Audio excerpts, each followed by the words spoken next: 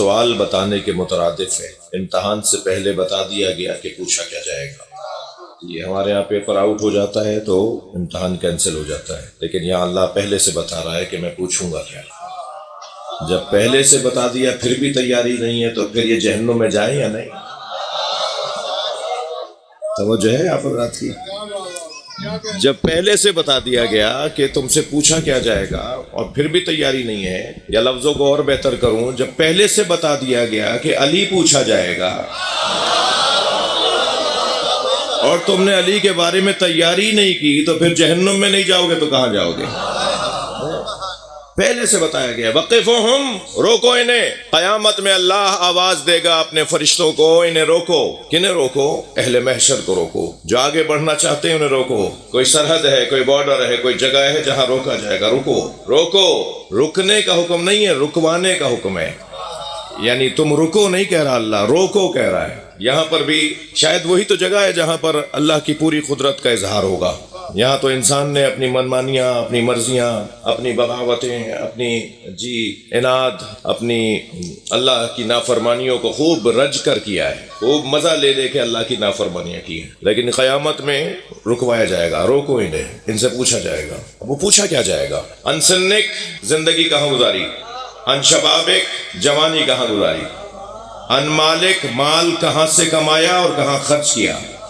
مگر یہ تین سوال ایسے ہیں کہ اگر ان تین سوالوں میں کمزوری رہ گئی اور چوتھے سوال کا جواب اچھا ہو گیا تو پروموٹ کر دیے جاؤ گے،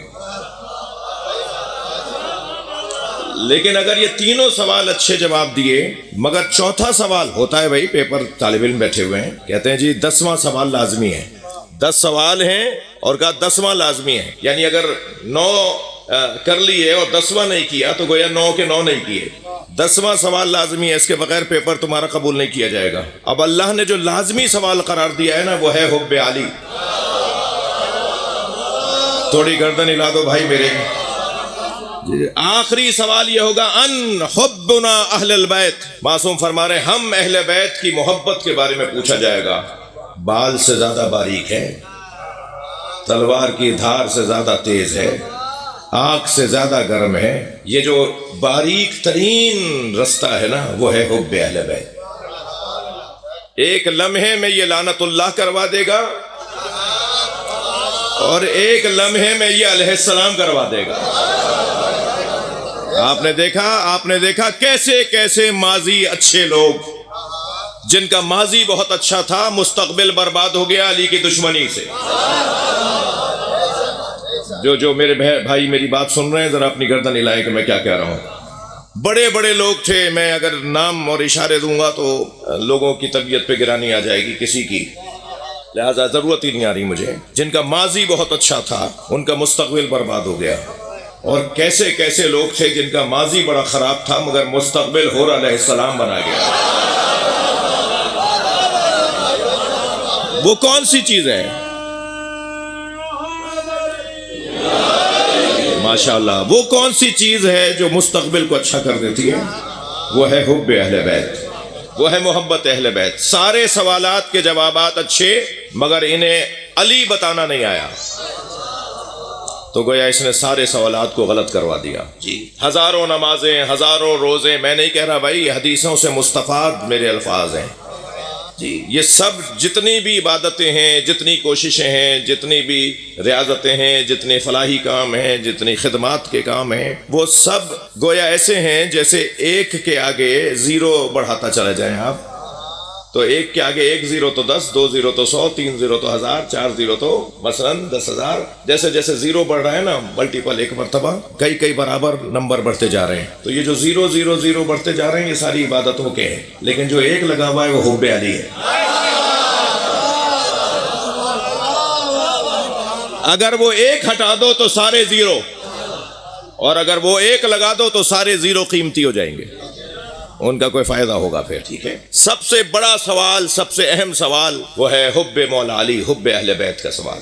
پوچھا جائے گا اہل بیت کی محبت کے بارے میں پوچھو، ان کے پاس یہ سند ہے یا نہیں۔ پہلے تو میں ان بچوں جوانوں سے کہوں کہ جو دنیا میں یہ آزمائش دے چکا ہوگا، محبت اہل بیت کی آزمائش دنیا میں ہونی ہے، یہاں امتحان ہونا ہے، امتحان ہو رہا ہے۔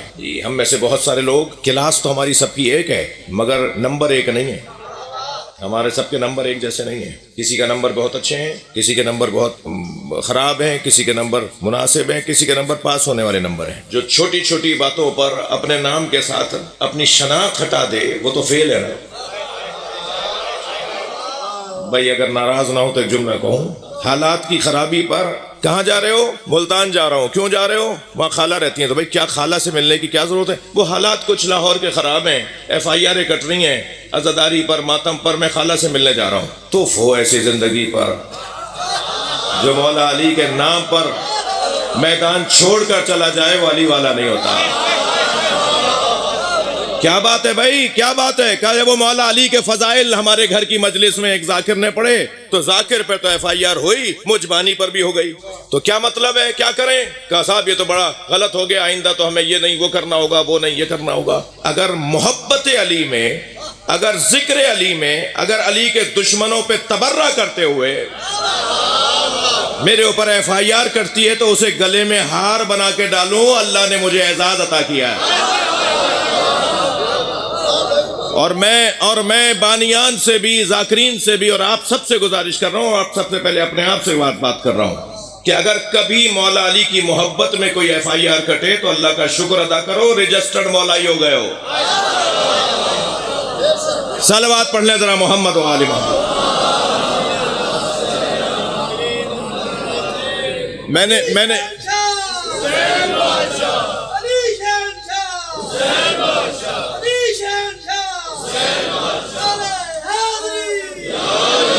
یہ میں نے ایک مثال یوں دی کہ یہ ان امتحانوں میں سے ایک امتحان ہے جیسے حب علی کا امتحان کہتے ہیں۔ اگر میں اس پہ گھبرا جاؤں، میں اس پہ پریشان ہو جاؤں، میں ذرا سی اس بات کو اہمیت دے لوں، اس معنی میں قانون ہے، وہ کلا تشریف فرمائے ہیں، ہم اپنے حقوق کو، ہم اپنے مسائل کو قانون کے رستے سے حل کرنا جانتے ہیں، جاننا چاہیے، اس رستے سے اپنے حقوق کو حاصل کرنا چاہیے، قانون کو ہاتھ میں لینا۔ اور پھر میں بات کر رہا ہوں جس مملکت کے اندر میری عزیز، میری جان مملکت ہے یہ، میں ویسے بھی خاندانی طور پر اس گھرانے سے تعلق رکھتا ہوں کہ جن کے آبا و اجداد نے پاکستان بنایا بھی ہے، بچایا بھی ہے۔ ہم کوئی جو ہے وہ کل رات کو سوئے تھے اور صبح پاکستان بن گیا، اس قبیلے کے لوگ نہیں ہیں۔ توجہ ہے بات کی، لہذا کوئی ہمیں حب الوطنی کا پیغام نہ سمجھائے۔ حب الوطنی اہل بیت کے چاہنے والوں سے زیادہ کوئی جانتا نہیں ہے۔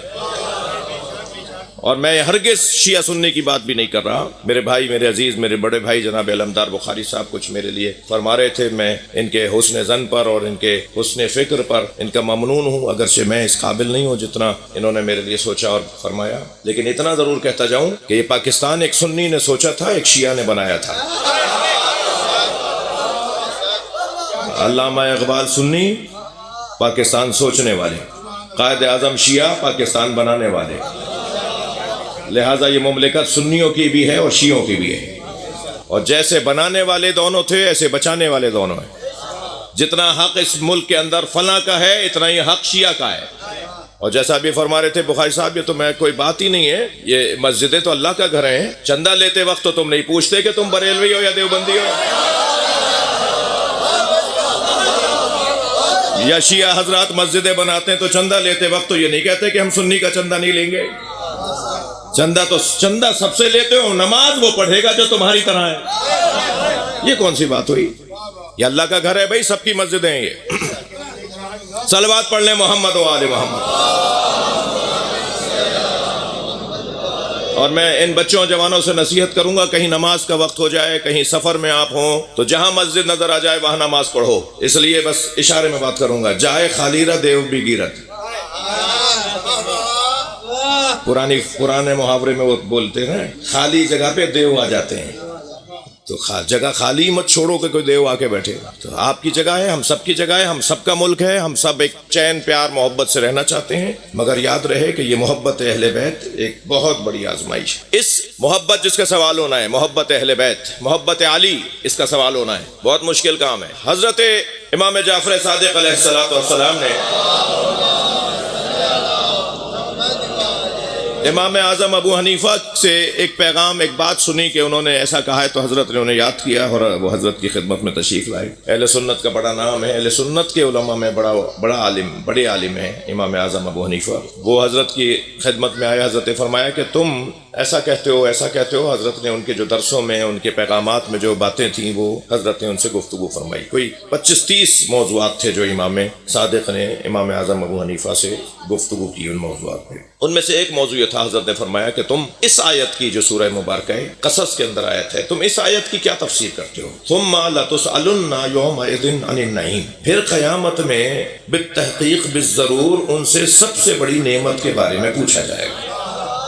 تو میرے چھٹے امام نے فرمایا تو یہ سب سے بڑی نعمت کون سی ہے جس کے بارے میں قیامت میں پوچھا جائے گا؟ تو امام اعظم ابو حنیفہ نے فرمایا کہ اللہ نے جو ہمیں رزق عطا کیا ہے، اللہ رزق کے بارے میں ہم سے سوال کرے گا کہ میں نے تمہیں کھانا دیا، روٹی دی، پانی دیا، تمہیں میں نے رزق دیا، تو جواب دو اس رزق کے بارے میں. حضرت نے فرمایا اپنی سوچ کو توجہ ہے، اپنی سوچ کو ذرا بلند کرو. حضرت نے فرمایا ہرگز آیت کا یہ تفسیر نہیں ہے. کہنے لگے کیا مطلب؟ حضرت نے فرمایا مجھے ایک بات کا جواب دو کہ اگر کوئی شخص تمہیں کھانا کھلائے اور کچھ مدت کے بعد کہیں تمہاری اس کی ملاقات ہو اور وہ تمہیں یاد دلانے کے لیے یہ کہے کہ میں وہی ہوں جس نے تمہیں روٹی کھلائی تھی، تو تمہیں کیسا لگے گا؟ کہنے لگے کہ وہ انسان مجھے اچھا نہیں لگے گا جو کھانا کھلا کے جتاتا ہو. میرے معصوم امام نے فرمایا اچھا میں یہاں ایک جملہ کہہ دوں، خدا کے واسطے کھانا کھلاتے وقت تصویریں مت بنایا کرو. بھائی آپ سب دعوت کرتے ہیں نا اپنے گھروں میں عزیزوں کی، جی کھانا کھاتے وقت تو کسی کا چہرہ دیکھنا مکروہ ہے، یہ تصویر کیسے بننا جائز ہو جائے گی؟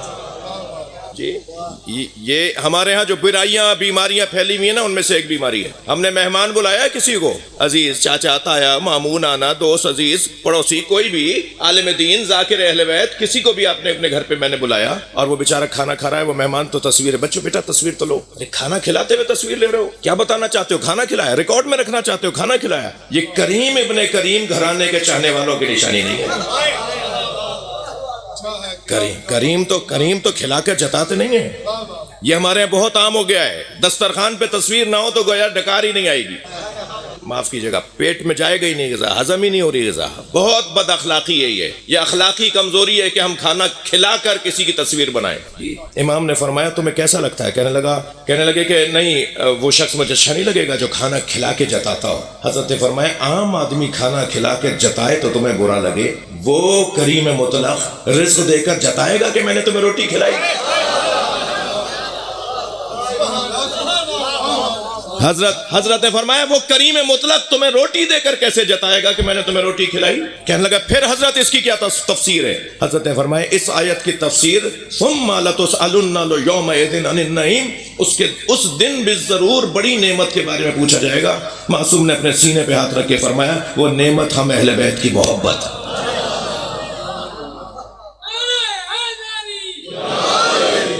اچھا دیکھیے، ممکن ہے کوئی بچہ جوان کوئی کہے صاحب یہ مولانا آج ہم نے آپ سے پہلی دفعہ سنا ہے کہ اہل بیت کی محبت کوئی نعمت ہے. میں سمجھتا ہوں وہ مسلمان ہی نہیں ہے جسے ولایت علی نعمت نظر نہ آتی ہو. اگر تھکے نہیں بیٹھے ہیں تو میں جملہ کہہ رہا ہوں، اور اگر تھکے نہیں بیٹھے تو میں غدیر میں لا کر دکھانا چاہ رہا ہوں کہ جب مولا علی کو ہاتھوں پر اٹھا لیا تو اللہ نے کہا آج میں نے نعمتیں تمام کر دی. صلوات پڑھ لیں محمد و آل محمد. جی جی محمد والے محمد، ایک اور بلند صلوات نبی کے محمد والے محمد. اور بلند ہاتھ اٹھا کے دونوں ہاتھوں کا جواب دینا ہے. علی حق ہے، علی حق ہے، علی حق ہے، علی حق ہے، علی حق ہے. نعرہ حیدری. ماشاءاللہ. بات آگے بڑھے. الیوم اکملت لکم دینکم واتممت علیکم نعمتی. نہیں تھک رہے ہیں آپ، کہیں اور دیکھ رہے ہیں. وَأَتْمَمْتُ عَلَيْكُمْ نِعْمَتِي، آج میں نے اپنی نعمت کو تمام کر دیا. یعنی نعمت کا تمام ہونا من کنت مولا فہذا علی مولا کے ساتھ جڑا ہوا ہے. مجھے اپنے شعر دو مصرے یاد آ رہے ہیں کہ جشن میں شرکت نہیں ممکن مقدر کے بغیر. اچھا شعر تو آپ اچھا سنتے ہیں نا. جشن میں شرکت نہیں ممکن مقدر کے بغیر، غدیری ذوق لے کر بغض حیدر کے بغیر.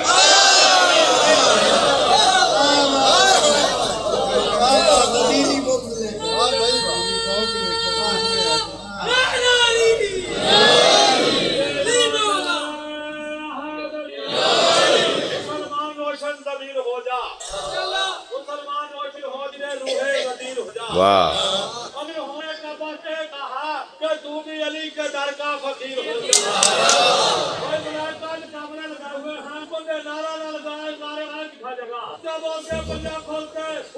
زبردستی.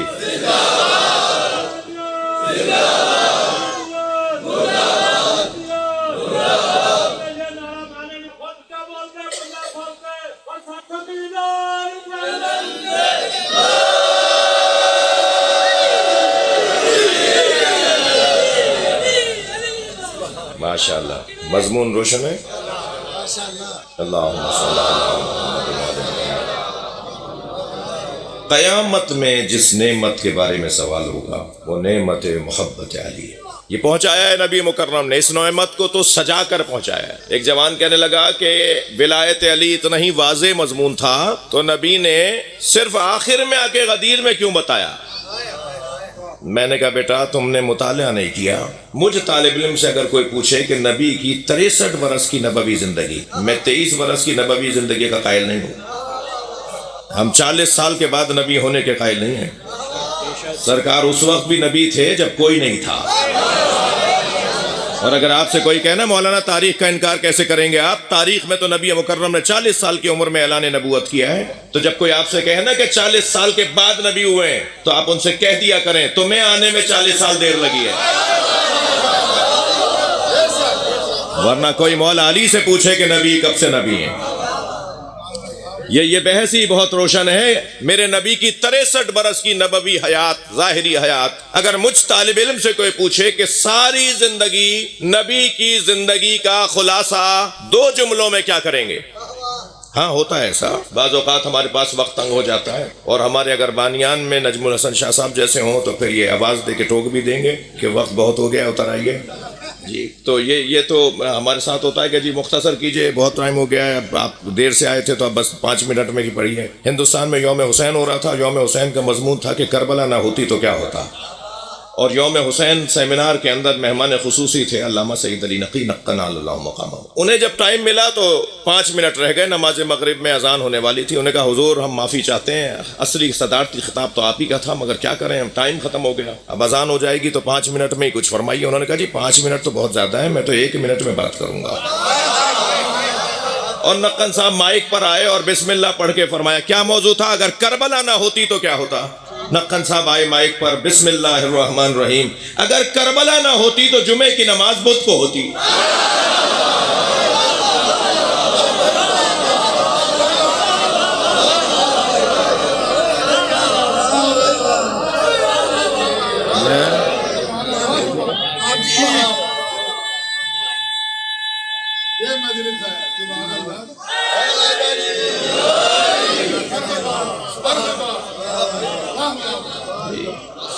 یہ ہوتا نا پھر کربلا نہ ہوتی تو یہ ہوتا.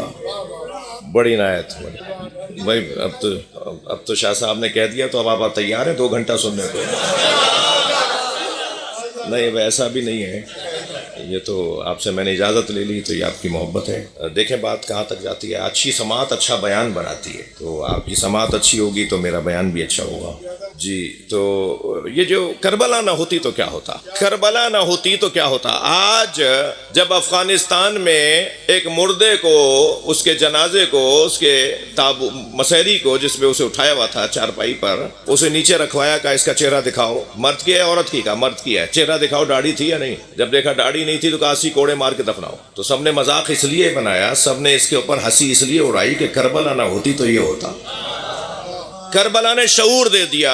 ایک مسافر ہے جو حمص کے شہر میں داخل ہوتا ہے، کیا دیکھتا ہے کہ مؤذن کی آواز آ رہی ہے، مگر آواز اذان کچھ اور ہے، جیسی ہے ایسی بیان نہیں ہو رہی۔ مؤذن اذان یہ کہہ رہا تھا، یقولون اہل حمص اشہد ان لا الہ الا اللہ، حمص والے کہتے ہیں اشہد ان لا الہ الا اللہ۔ اس نے کہا بھائی یہ کون سی اذان ہے، یہ حمص والے کیوں کہتے ہیں، یہ اذان کا جملہ ہے ہی نہیں، یہ جملہ یہ کہاں ڈال رہا ہے؟ تو ایک صاحب کو جاتے ہوئے دیکھا، بھائی یہ آپ کا مؤذن کیا بات کر رہا ہے؟ کہنے لگا کیا کریں، وہ ہمارا مؤذن چھٹی پہ گیا ہوا ہے، یہ یہودی ہے، سریلا ہے، اس کو ہم نے کہا تم اذان کہہ دو، تو کہنے لگا میں تو کہتا نہیں ہوں اشہد ان لا الہ الا اللہ اشہد ان محمد رسول اللہ، تو میں تو یہی کہوں گا کہ حمص والے بولتے ہیں، کربلا نہ ہوتی تو یہ ہوتا۔ یہ کچھ اور آگے بڑھے تو کیا دیکھا کہ ایک پیش نماز ہے جو ایک ٹانگ پہ کھڑے ہو کے نماز پڑھا رہا ہے، ایک ٹانگ انہوں نے ہوا میں اٹھائی ہوئی ہے، کہنے لگا عجیب نمازی ہے بھائی ہے، اور پیش نماز کے پیچھے نمازی بھی صفے باندھے کھڑے ہیں۔ انہوں نے پوچھا یہ کیا ہو رہا ہے آپ کی مسجد میں؟ کہنے لگا کیا کر رہے ہیں، یہ مولانا صاحب آ رہے تھے، رستے میں ایک چھینٹ لگ گئی، پیر ان کا نجس ہو گیا، تو نجس پیر انہوں نے علیحدہ کر دیا ہے۔ کربلا نہ ہوتی تو یہ ہوتا۔ تھک رہے ہیں آپ میری باتوں سے؟ لبیک یا حسین، لبیک یا حسین، لبیک یا حسین، ماشاءاللہ، بلند صلوات ہدیہ کرتے ہیں محمد و آل محمد۔ اچھا فضا ذرا کھلی بھی ہے، کھلی بھی اوپن جگہ ہے نا، تو اس لیے صلوات کی آواز بہت اچھی آ نہیں رہی، ذرا بلند صلوات ہدیہ کرتے ہیں۔ اللہم صلی علی محمد۔ یہ تھوڑا سا اور آگے بڑھے تو انہوں نے ایک اور منظر بھی دیکھا، ایک زندہ کو باندھ کر لٹایا ہوا ہے، اور یہ جنازے کی تکبیروں پہ تکبیریں پڑھ رہے ہیں، پیچھے 40 آدمی بھی تکبیریں دہرا رہے ہیں، اور وہ پکار پکار کے کہہ رہا ہے میں زندہ ہوں، میں زندہ ہوں، اور یہ نماز جنازہ پڑھا رہے ہیں۔ میں یہ لطیفے نہیں سنا رہا ہوں، یہ تاریخ ہے جو سنا رہا ہوں آپ کو۔ تو جب جنازہ مکمل ہو گیا تو اس آدمی نے آگے بڑھ کر کہا حضور یہ تو زندہ ہے، آپ زندہ کی نماز جنازہ پڑھا رہے تھے۔ کہنے لگا میں کیا کرتا، ایک کہہ رہا ہے میں زندہ ہوں، 40 کہہ رہے ہیں یہ مردہ ہے۔ کربلا نہ ہوتی تو یہ ہوتا،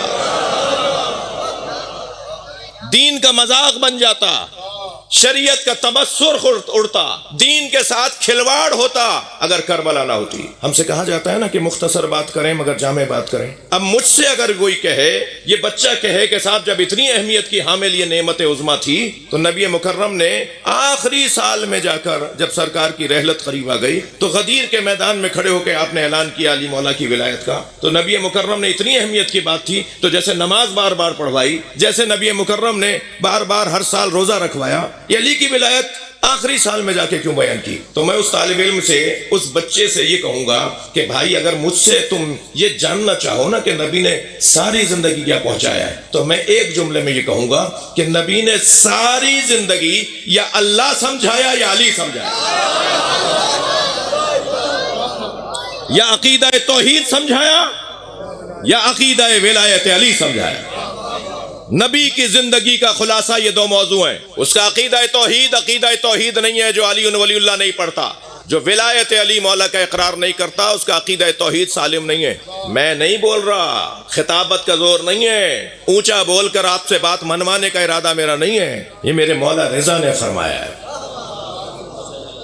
جب میرے مولا نے فرمایا نا کلمۃ لا الہ الا اللہ حسنی، اللہ نے حدیث قدسی میں یہ ارشاد فرمایا کہ لا الہ الا اللہ کا جو یہ جملہ ہے، یہ جو توحید کا عقیدہ ہے، یہ مجھ اللہ کا قلعہ ہے۔ فمن دخل حصنی، اللہ ارشاد فرماتا ہے جو میرے اس قلعے میں داخل ہو گیا، امن عذابی، وہ میرے عذاب سے، اللہ کہہ رہا ہے میرے عذاب سے محفوظ ہو گیا۔ یہ مولا نے فرمایا، محمل آگے بڑھی، 2 قدم محمل آگے بڑھی تھی کہ پھر مولا نے محمل سے پردہ ہٹایا۔ 20,000 سے زیادہ قلم اور کاغذ لیے ہوئے لوگ تھے جو مولا رضا کے ایک ایک جملے کو لکھ رہے تھے۔ میرے مولا نے محمل کا پھر پردہ ہٹایا تو سب سمجھ گئے کہ حضرت کچھ کہنا چاہتے ہیں، تو سب قلم تیار ہو گئے۔ مولا نے کیا فرمایا؟ کلمۃ لا الہ الا اللہ حصنی فمن دخل حصنی امن من عذابی۔ لا الہ الا اللہ، اللہ نے کہا ہے کہ مجھ اللہ کا قلعہ ہے، اور جو اس قلعے میں داخل ہو گیا وہ میرے عذاب سے محفوظ ہو گیا۔ یہ کہہ کر آگے بڑھے، پھر محمل کا پردہ ہٹایا، فرمایا ولیکن بشروطہا، مگر یہ قلعہ عذاب سے جب بچائے گا جب اس کے شرائط پورے ہوں گے. توجہ ہے. مولا رضا فرمانے ولیکن بشروطہا، اور یہ قلعہ توحید کا قلعہ عذاب سے جب بچائے گا جب اس کی شرطوں کو پورا کیا جائے گا. اور اپنے سینے پہ ہاتھ رکھ کے فرمایا انا من شروطہا، اور میں رضا ان شرطوں میں سے ایک شرط ہے. یعنی عقیدہ توحید، توجہ ہے، عقیدہ توحید اس وقت مجھے کوئی فائدہ پہنچائے گی جب اس کے شرائط پورے ہوں گے. اور عقیدہ توحید کی شرائط میں 8ویں شرط کو امام رضا کہتے ہیں. پہلی شرط مولا علی کی ذات، اور آخری شرط کو امام مہدی کہتے ہیں. جو ان شرائط کو پورا نہیں کرتا وہ موحد نہیں ہے. میں اس وقت آمادہ نہیں ہوں کہ لا الہ الا اللہ کے کلمے کے اوپر بات کروں، لیکن ایک جملہ ضرور ہدیہ کروں گا. لا الہ الا اللہ کے جتنے عدد ہیں نا اتنے ہی 14 کے عدد ہیں. لا الہ الا اللہ کی دم کو 14 معصوم کہتے ہیں. روح لا الہ الا اللہ ائمہ اہل بیت ہے. وہ کوئی موحد ہی نہیں ہے. کسی کے کہنے سے کوئی مسلمان ہو جاتا ہے کیا؟ کسی کے کہنے سے کوئی کافر ہو جاتا ہے کیا؟ اس کے شرائط ہیں، اس کے اصول ہیں، اس کے قوانین ہیں، اس کا کوئی دائرہ کار ہے جس سے طے ہوگا کہ کون مسلمان ہے اور کون کافر ہے. اللہ کی سب سے بڑی نعمت محبت اہل بیت، یہ سب سے بڑی نعمت ہے، سب سے قیمتی چیز ہے. تو بھائی قیمتی چیز چاہنے والے بچا کے رکھتے ہیں اور دشمن اسے برباد کرتے ہیں. جتنی قیمتی چیز ہوتی ہے اتنی آپ لاکر میں رکھتے ہیں اس کو. کیوں؟ اس لیے کہ اس کے دشمن زیادہ ہوتے ہیں. ہر قیمتی چیز کے دشمن زیادہ ہوتے ہیں، لہذا اور چاہنے والے بھی ایسے ہی اس کے اوپر اپنا خرچہ کرتے ہیں. قیمتی چیز کو زیادہ محفوظ جگہ پر رکھتے ہیں. ہم نے محبت اہل بیت کو قیمتی شے جانا ہے. ہم نے اسے کس لاکر میں رکھا ہے؟ ہم نے جس لاکر میں رکھا ہے اسے دل کہتے ہیں. یہ ہمارے دل کے لاکر میں ہے جسے ہم محبت اہل بیت کہتے ہیں. اور دشمن اسے برباد کرنا چاہتا ہے، لہٰذا وہ پوری کوشش کرے گا کسی طرح محبت علی ہمارے ذہنوں سے نکالے. شبہ ڈالے گا، اعتراضات اٹھائے گا، ذہنوں کو خراب کرے گا. لیکن ان مجلسوں کا فلسفہ کیا ہے؟ ان مجلسوں کا حاصل کیا ہے؟ یہ مجلسیں آخر بپا کیوں کی جا رہی ہیں؟ اس وجہ سے بپا کی جا رہی ہیں تاکہ، توجہ میرے ساتھ ہے، بیٹھ جاؤ. یہ مجلسیں اس لیے بپا کی جا رہی ہیں تاکہ یہ جو محبت ہے نا یہ نہ صرف محفوظ رہے بلکہ اور فروزہ تر ہو جائے، اور زیادہ اس آتش ایمان میں اضافہ ہو. کسی کے ہاں شنگاری ہوگی تو کسی کے ہاں آتش ہوگی، تو کسی کے ہاں شعلہ ہوگا تو کسی کے ہاں بھڑکاوا ہوگا، اور مسلسل اس کے اندر اضافہ ہوتا رہے گا. سب تو سلمان نہیں ہے نا، سب تو ابو ذر غفاری نہیں ہے نا، سب تو میثم تمار نہیں ہے نا. یہ کوئی کم بات ہے؟ میثم تمار دکان چھوڑ کے چلے گئے تھے، کھجور کی خرموں کی دکان اپنی چھوڑ کر چلے گئے، کسی کام سے ایسے ہی چھوڑ کے چلے گئے. مولا علی کا وہاں سے گزر ہوا، اتفاقاً جب مولا ان کی دکان پر پہنچے تو کچھ فقیروں نے مولا کے سامنے مولا کے گرد حلقہ لگا لیا. علی ہمیں کچھ دیں. علی نے میثم تمار کی ساری کھجوریں بانٹ دی. اللہ اکبر. کسی کے مال کو علی انتخاب کر لے تو اسے میثم کہتے ہیں نا. اب عجیب بات ہے. یہ جب واپس آئے مولا بھی وہیں تھے تو انہوں نے دیکھا ان کی دکان تو خالی ہے، فقیر بھر بھر کے لے گئے. تو میثم نے کہا کہ میری دکان پر بہت مال رکھا تھا، یہ کہاں گیا؟ تو مولا علی نے فرمایا ہم نے بانٹ دیا. کہا مولا میرا مال اس قابل ہے کہ علی اسے بانٹے؟ سبحان اللہ.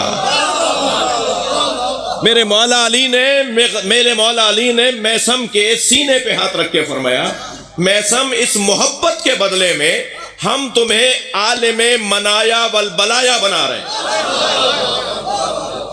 علی مولا نے سینے پہ ہاتھ رکھ کر حضرت میثم تمار کو ایک علم منتقل کیا. ممکن ہے یہ کوئی بچہ کوئی جوان سوچے کہ یہ کیا باتیں کر رہے ہیں مولانا، کوئی ہاتھ رکھ کے علم منتقل ہوتا ہے؟ مکتب میں پڑھنا پڑتا ہے، مدرسے میں جانا پڑتا ہے، اکیڈمیوں میں داخلہ لینا پڑتا ہے، تب علم ملتا ہے. یہ ہاتھ رکھ کے کیسے علم منتقل ہو جائے گا؟ تو عزیزوں میں تو بات انہی سے کر رہا ہوں جو 12ویں کو مانتے ہیں. میں تو اس وقت بات انہی سے کر رہا ہوں جو 12ویں امام کو مانتے ہیں. اور 12ویں امام کی صفات میں سے ایک صفت یہ ہے کہ جب حضرت ظہور فرمائیں گے تو جس آبادی سے گزریں گے صرف اپنا دست مبارک اس آبادی پر گھمائیں گے، پھیرائیں گے، اٹھائیں گے، وہ ساری آبادی عالم ہو جائے گی. اس آبادی میں کوئی جاہل ہی نہیں رہے گا. میں امام مہدی کے اشارے پر عالم ہو جانے والوں سے بات کر رہا ہوں. امام مہدی کے بابا کو علی کہتے ہیں. سینے پہ ہاتھ رکھا حضرت میثم تمار کے اور سینے میں علم منایا والبلایا منتقل کر دیا. کیا ہے علم منایا والبلایا؟ علم بلایا یعنی وہ سامنے والے کو دیکھ کر بتاتے تھے کہ تمہارے اوپر کیا کیا مصیبتیں آئیں گی. تمہیں کیا کیا پریشانیوں کا سامنا کرنا پڑے گا، تمہیں کن آزمائشوں کا سامنا کرنا پڑے گا۔ حضرت میثم تمار چہرہ دیکھ کر بتا دیتے، اور حضرت میثم تمار بتا دیتے تھے یہ تھے علم بلایا، یہ بلاؤں کا علم، اور دوسرا علم علم منایا، دیکھ کر بتا دیتے تھے کہ تم مرو گے کب۔ یہ کوئی کم بات ہے؟ یہ کوئی کم بات ہے؟ میثم بتا دیتے تھے تم مرو گے کب۔ جب زندان میں حضرت مختار نے یہ سوچا کہ اب تو کچھ ہی دیر ہے جو میرا سر اڑایا جائے گا، اب تو کچھ ہی دیر ہے جو میرا سر اتار دیا جائے گا، تو حضرت میثم بھی اسی زندان میں تھے جس میں مختار تھے۔ تو حضرت میثم نے مختار سے کہا مختار پریشان کیوں ہو رہے ہو؟ تمہیں تو ابھی حکومت بنانی ہے، تمہیں تو اہل بیت کے قاتلوں سے بدلہ لینا ہے۔ کہنے لگے یہ آپ کہاں سے کہہ رہے ہیں؟ کہا مجھے میرے مولا نے بتایا ہے کہ مختار ہماری مدد کرے گا۔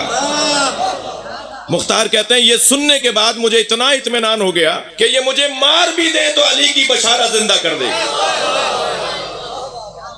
اس لیے کہ میثم نے مجھے کہہ دیا ہے۔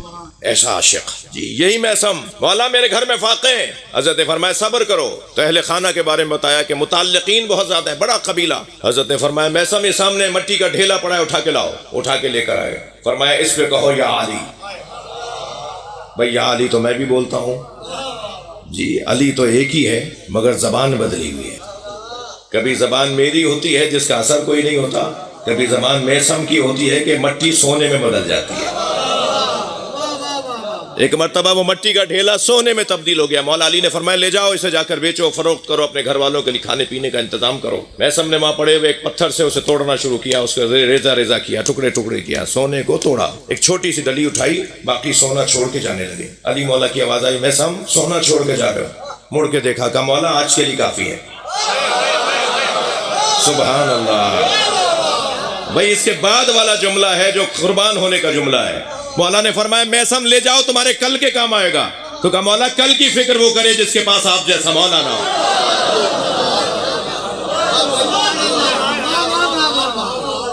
صلوات پڑھ لیں محمد و آل محمد۔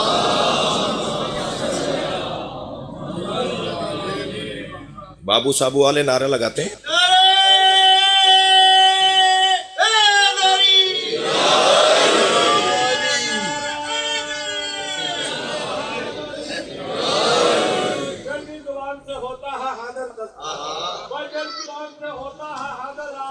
اس زبان کو قطر میں نہیں آیا، جب تک چند نہ آیا جہان میں قدرت نے آیتوں کو اترنے نہ دیا۔ وہ جو بندہ نہ تھا وہ سرکار منزل پہنچے اتر کبھی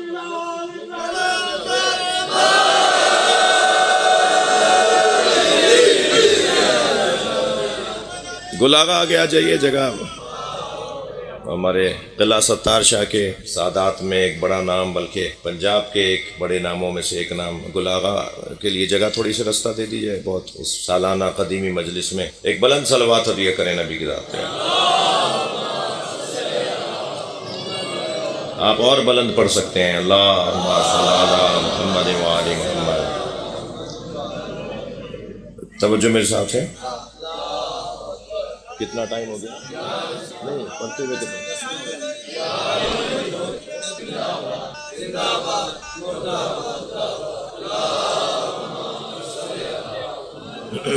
اور بلند صلوات پڑھنے۔ بھائی میں کیا کروں کہ میں نے عاشقوں کے سامنے عاشقوں کا ذکر کر دیا ہے۔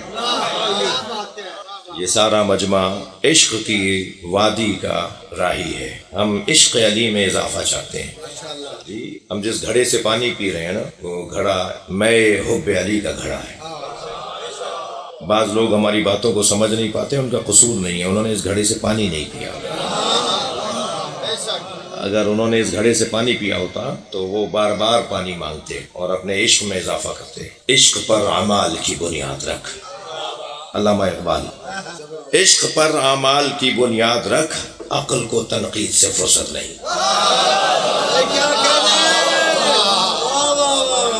جو کام بغیر عشق کے ہوگا وہ منزل نہیں پائے گا، جو کام بھی بغیر عشق کے ہوگا وہ منزل نہیں پائے گا۔ اور ہرگز عقل کی مخالفت یا عقل کا مخالف عشق نہیں ہے، عشق کا مخالف عقل نہیں ہے، بلکہ جب عقل اپنی درجات کو، رتبات کو مکمل کر لے تو جو وادی شروع ہوتی ہے وہ عشق کی وادی۔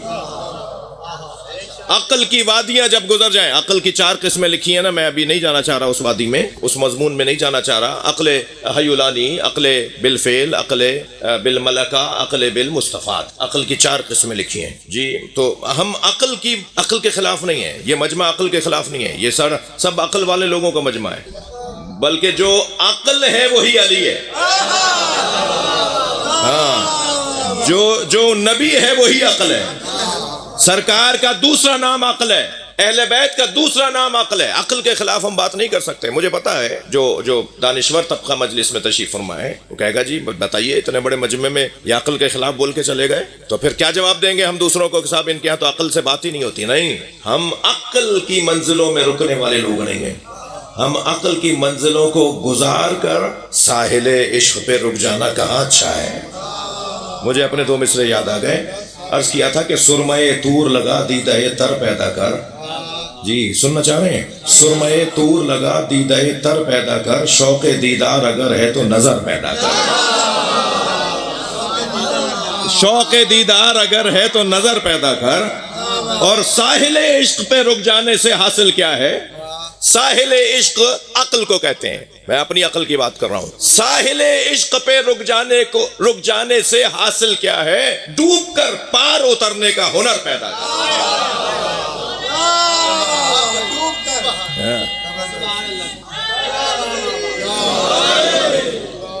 ڈوب کر پار اترنے کا ہنر پیدا کر. اور زینہ منبر شبیر سے بڑھ کر کیا ہے؟ میں جہاں بیٹھا ہوں اس سے اونچی کرسی نہیں ہے، اس سے اونچا منصب ہی نہیں ہے. زینہ منبر شبیر سے بڑھ کر کیا ہے؟ مل گیا تجھ کو شرف، اس پہ نشر پیدا کر.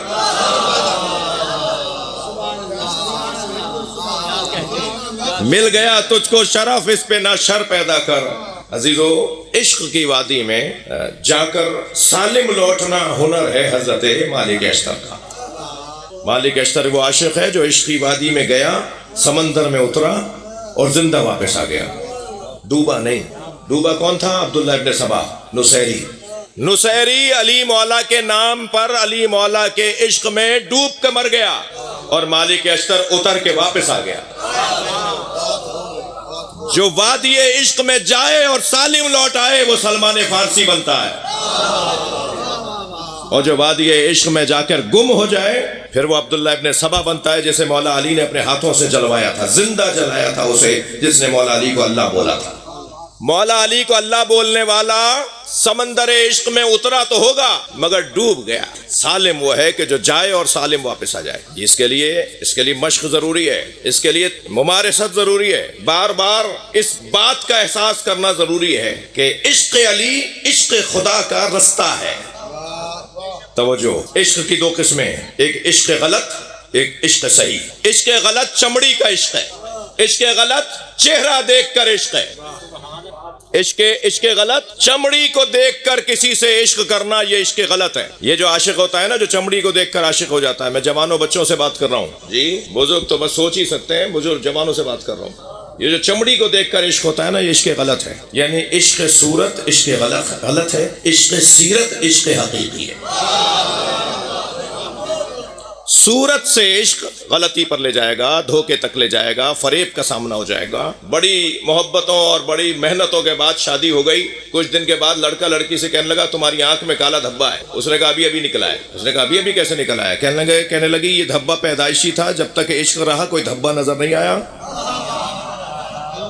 اور اب تمہیں میرے اندر دھبے نظر آ رہے ہیں. عشق غلط کا ایک نتیجہ معشوق کے پالینے پہ عشق کا تمام ہو جانا ہے. معشوق کے پالینے سے عشق اگر ختم ہو جائے تو وہ عشق کہاں ہے بھائی؟ معشوق کے پالینے پہ عشق شروع ہو وہ عشق ہے. جو عشق غلط ہے وہ یہ ظاہری چیزوں کو دیکھ کر متاثر ہو جانا، دل دے بیٹھنا.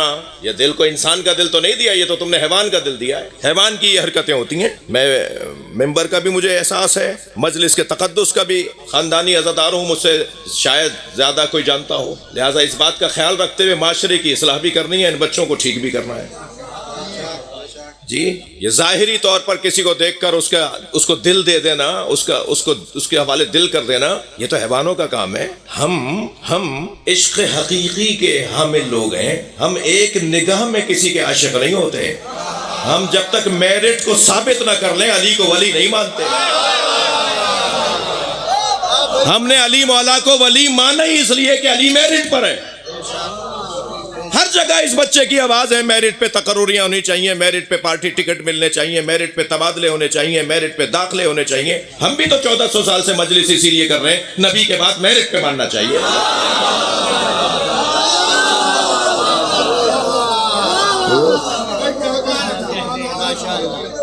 یہ در حقیقت سوچ سمجھ کر ایک وادی میں آنے کو کہتے ہیں بھائی, وادی عشق.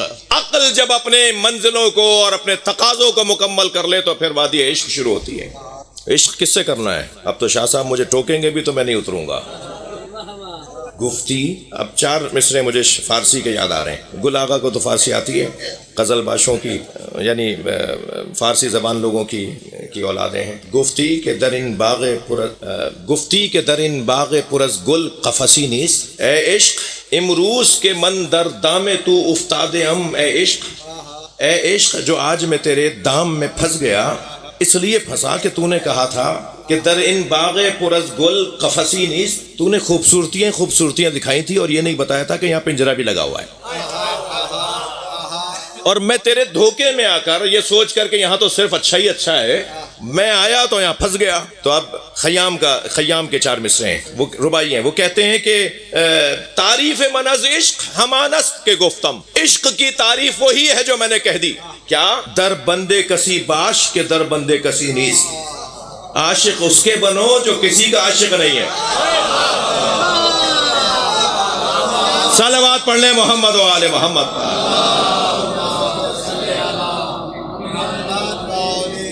الہی حبلی کمال الانقطاع الیک. یہ میرے مولا علی کی مناجات کے جملے. اللہ کی بارگاہ میں مولا علی مناجات پڑھ رہے ہیں. الہی حبلی کمال الانقطاع الیک. یا اللہ مجھے سب سے منقطع ہونے کا کمال عطا فرما جو تیرے ساتھ جوڑنے کا ذریعہ ہے. اللہ اکبر. یا اللہ مجھے سب سے منقطع ہونے کا کمال عطا فرما جس کے بعد میں تجھ سے جڑوں گا. میں جب سب سے دل توڑوں گا تو تبھی تو تیرا وجود میرے دل میں آئے گا. آیت اللہ بہجت کو میں سن رہا تھا, ایک عارف باللہ عالم دین گزرے, ان سے کسی نے پوچھا کہ صلوات زیادہ افضل ہے یا تبرہ؟ کیا بات ہے بھائی, گھبرا کیوں رہے ہیں, میرے ساتھ دینا. آیت اللہ بہجت سے کسی نے پوچھا صلوات کی فضیلت زیادہ ہے, صلوات کا ثواب زیادہ ہے یا تبرہ کا؟ تو مسکرائے اور فرمان لگے پہلے تبرہ کرو تاکہ دل صاف ہو جائے.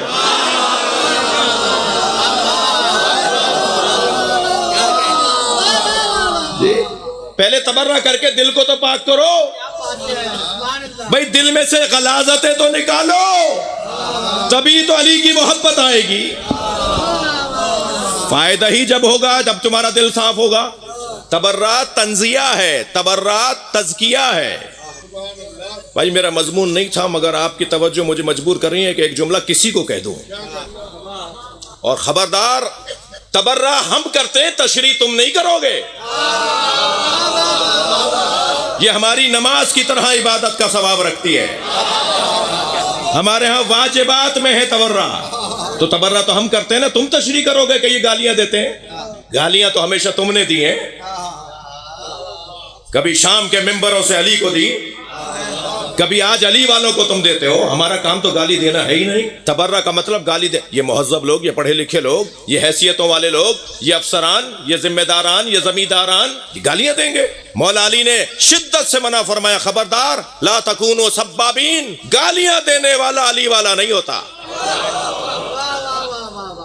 کبھی سبابین میں سے مت بن جانا. نہج البلاغہ میں مولا علی کا جملہ ہے, سب کرنے والا, سب اور شتم کرنے والا, گالی دینے والا کبھی بھی علی والا نہیں ہوتا. تبرہ گالی نہیں ہے, تبرہ گالی نہیں ہے. تو جب تبرہ ہم کرتے ہیں تو تشریح بھی ہم کریں گے.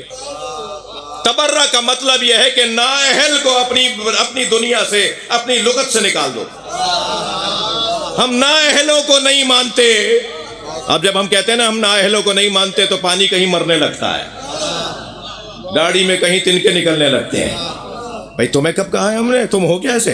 ہم نے تو کہا ہے جو نااہل ہے، جو اس قابل نہیں ہے، ہم اس کو نہیں مانتے۔ اچھا ہمارا نہ ماننا ہی تمہیں پریشان کر رہا ہے؟ ہم نے تو کبھی نہیں کہا کہ علی مولا کو تم مانو۔ علی مولا کہنے سے نہیں مانے جاتے، علی مولا خوشبو ہے کمالات کا، جس کا شامہ سالم ہوگا علی خود پہنچیں گے، جس کی ناک سالم ہوگی، جس کو خوشبو آتی ہوگی، علی خود پہنچے گا۔ ہم تو کچھ بھی نہیں کر رہے، ہماری کیا مجال ہے؟ عشق جی عشق، یکی درد پسندد و یکی درمان، یکی درد یکی درمان پسندد، یہ بھی ربائی، یکی وصل یکی ہجران پسندد، من از درد و درمان و وصل و ہجران آنچے پسندم، آنچے پسندم کہ جانان پسندد۔ کوئی درد پسند کرتا ہے، کوئی علاج پسند کرتا ہے، کوئی مرض پسند کرتا ہے، کوئی علاج پسند کرتا ہے، کوئی دوری پسند کرتا ہے، کوئی وصل کو پسند کرتا ہے، کوئی ہجران کو پسند کرتا ہے، کوئی وصل کو پسند کرتا ہے۔ میں درد میں سے، درمان میں سے، وصل میں سے، ہجران میں سے وہی پسند کرتا ہوں جو میری جان پسند کرتی ہے۔ ہم سب کی جان مولا علی، بس دیکھنا یہ ہے کہ علی کیا چاہتے ہیں۔ جب معشوق کے چاہت کے اوپر زندگی گزاری جائے تو اس کو عشق کی وادی کہا جاتا ہے جی۔ لہذا وہ جو عشق ہے، جو چمڑی کا عشق ہے، وہ عشق غلط ہے، اور جو اللہ تک پہنچانے کا رستہ عشق ہے وہ عشق حقیقی، وہ عشق مجازی ہے۔ یعنی علی مولا سے عشق مجازی ہے، اور علی کے اللہ سے عشق حقیقی ہے۔ بات پہنچی میری یا نہیں پہنچی؟ ہم در حقیقت علی علی اس لیے بولتے ہیں تاکہ ہم اللہ تک پہنچ سکیں۔ بس آخری فضائل کی باب میں عرض کر رہا ہوں۔ ذوبوا فی علی کما ہوا ذاب فی اللہ، عاشقوں کی بات ہو رہی ہے، عشق کے فارمولوں کی بات ہو رہی ہے۔ ذوبوا فی علی کما ہوا ذاب فی اللہ، علی میں ایسے گم ہو جاؤ جیسے علی اللہ میں گم ہو گیا۔ آپ دودھ سے بھرے گلاس کے اندر ایک سکہ ڈالیں اور اس سکے سے پوچھیں کہ تمہیں دائیں بائیں اوپر نیچے آگے پیچھے کیا نظر آ رہا ہے؟ وہ کہے گا دودھ ہی دودھ۔ جب ہم علی کی ذات میں گم ہو جائیں گے تو ہمیں علی کا دشمن کہاں نظر آئے گا؟ ہمیں علی کا غیر کہاں نظر آئے گا؟ ہمیں علی سے ہٹ کر کہاں کوئی نظر آئے گا؟ ہمیں تو آگے پیچھے اوپر نیچے ہر جگہ علی علی ہی نظر آئے گا۔ اور جب میں کہہ رہا ہوں نا کہ ذوبوا فی علی کما ہوا ذاب فی اللہ، علی میں ایسے گم ہو جاؤ جیسے علی اللہ میں گم ہو گئے، تو بہت واضح بات ہے۔ میں ایک ظرف فروش کے دکے پر گیا، مثال میری پرانی ہے، میں ایک برتن بیچنے والے کے دکان پر گیا، میں نے کہا کہ مجھے 6 گلاس دے دو اور ایک جگ دے دو۔ اس نے سامنے والی میز پہ 6 گلاس اور ایک جگ رکھ دیا، مجھے ایک گلاس چھوٹا لگا، میں نے اسے اٹھا کے کہا یہ چھوٹا گلاس ہے، اس نے کہا نہیں یہ سب کے برابر ہے۔ میں نے پھر کہا بھائی یہ چھوٹا ہے، باقی 5 بڑے ہیں، یہ ایک چھوٹا ہے۔ وہ نہیں مان رہا تھا تو میں نے کیا کیا، میں نے کہا دیکھو میں تم سے تو بحث کروں گا نہیں، دکاندار سے میں نے کہا میں تم سے تو بحث کروں گا نہیں۔ میں نے وہ چھوٹا گلاس ایک گلاس کے اندر ڈال دیا، وہ اندر چلا گیا۔ میں نے کہا یہ اندر جا کر بتا رہا ہے کہ جانے والا چھوٹا ہے، لینے والا بڑا ہے۔ جب میں کہہ رہا ہوں نا علی میں ایسے گم ہو جاؤ جیسے علی اللہ میں گم ہو گئے، تو اللہ اکبر تو محفوظ ہے، عقیدہ توحید تو روشن ہے۔ اللہ کے وجود میں علی کا گم ہو جانا، یہ در حقیقت مولا علی کا اللہ سے عشق ہے۔ اب علی مولا کا اللہ سے جو عشق ہے، اس کے لیے تو بخاری صاحب، شاہ صاحب، مجھے کم سے کم 4-5 مجلسیں مجھ طالب علم کو چاہیے کہ کہاں کہاں علی مولا نے اللہ سے عشق کا اظہار کیا ہے۔ فرماتے ہیں میں جنت کی لالچ میں تیری عبادت نہیں کرتا، میں دوزخ کے خوف میں تیری عبادت نہیں کرتا، میں تو تجھے عبادت کے اہل پاتا ہوں تو عبادت کرتا ہوں۔ اس لیے کہ جنت کی خواہش میں جو عبادت کرتے ہیں وہ تاجروں کی عبادت ہے، اور دوزخ کے خوف میں جو عبادت کرتے ہیں وہ غلاموں کی عبادت ہے کہ پٹائی ہوگی، مارا جاؤں گا، مارے گا مالک، خوف میں وہ غلاموں کی عبادت ہے۔ لیکن میں تو تجھے اہل پاتا ہوں عبادت کا، اس لیے میں تیری عبادت کرتا ہوں۔ یہ علی کا مولا، علی کا اللہ سے عشق ہے، اور در بندے کسی باش کے در بندے کسی نیس، علی سے ہی عشق بنتا ہے کہ جو کسی کا اسیر نہیں ہے، سب سے منقطع ہے، اور یہ عاشقوں کی وادی ہے جسے کربلا کہا جاتا ہے۔